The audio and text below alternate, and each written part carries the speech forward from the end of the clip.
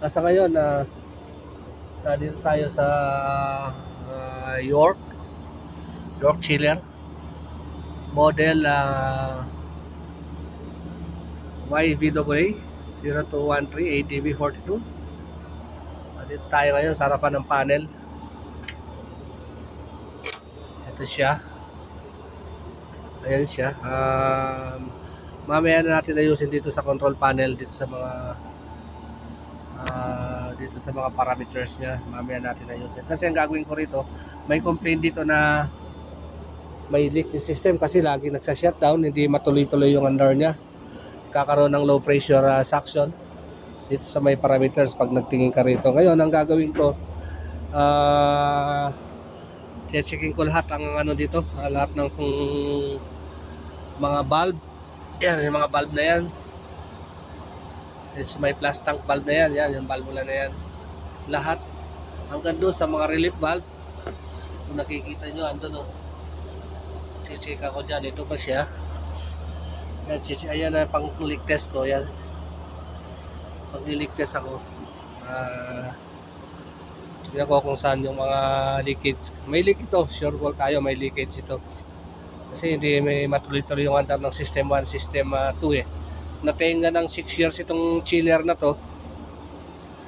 Natenga siya ng 6 years, kaya pag nung pinandar na is naglo-low suction pressure siya. Dito to sa Metro, sa East Depot. Ayan, sa mga ano ng train, Metro train. Ito yung makina natin. Checking ko lahat kung saan yung possible leakage nito. Ang unang gagawin natin, pag nag-pump down tayo, ito yung pump down na procedure ganito.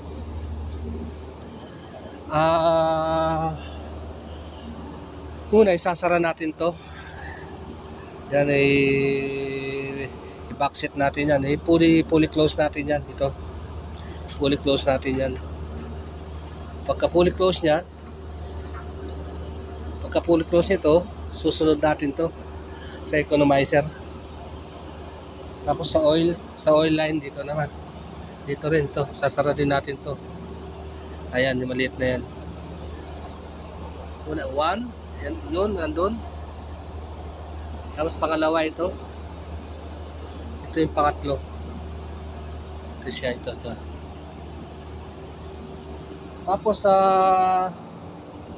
ang gagawin ng susunod na procedure, i-start yung unit natin. Punta ka dito sa system switch. Tapos start mo yung number 1. Pero ngayon nakatambay yan kasi hindi ko muna siya pinandar. Ang mangyayari ngayon, nasara ko na yung 3 valve na doon. Pag in-start mo tong makina, pag in-start mo na siya, i-monitor mo lang yung yung suction pressure. Ito yung suction pressure niya. Monitor mo yan. Sa ngayon, standby pa siya, di pa siya pinapandar. Kasi dinedemo ko lang po ito dinedemo ko lang. Yan. Kapag bumaba yung suction pressure niya, naging 5 PSI pababa, pwede mo nang isara tong sa discharge line dito. Ito, susunod mo na to. Isara mo na to.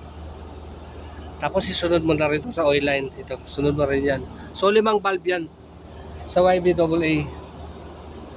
Hanggang sa magsa-shutdown na yung makina, yun, naka-fully pump down na yun. So pupunta yung pressure natin sa condenser.